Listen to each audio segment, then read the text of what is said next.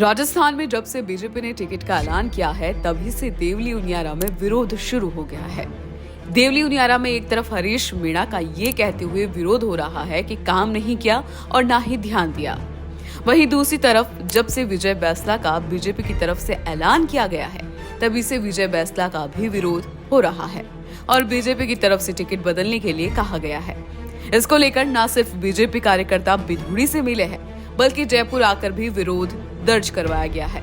ऐसे में सवाल ये कि क्या बीजेपी की तरफ से स्थानीय स्तर पर माहौल को नजरअंदाज किया गया है या फिर बीजेपी की तरफ से जो टिकट के दावेदार है वो विजय बैंसला की बीजेपी में एंट्री और देवली उनियारा सीट पर कब्जे ने वहां के स्थानीय बीजेपी को नाराज कर दिया है। ऐसे में सवाल ये भी है कि अगर स्थानीय कार्यकर्ता में नाराजगी तो कैसे जीतेंगे विजय बैंसला। अगर जनता में स्वीकार्यता नहीं तो कैसे जीतेंगे विजय बैंसला। क्या सिर्फ गुर्जर वोट बैंक के दम पर विजय बैंसला जीत पाएंगे? क्या बीजेपी एक बार फिर से विजय बैंसला पर विचार कर सकती है? क्योंकि हिंडोली से भी माना जा रहा था विजय बैंसला को टिकट मिलने के लिए।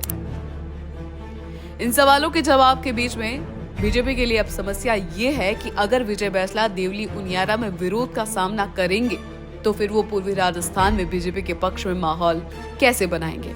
और सवाल ये भी है कि अगर विजय बैंसला पूर्वी राजस्थान में फ्री माइंड प्रचार नहीं कर पाएंगे तो फिर सचिन फैक्टर को कैसे मैनेज करेंगे।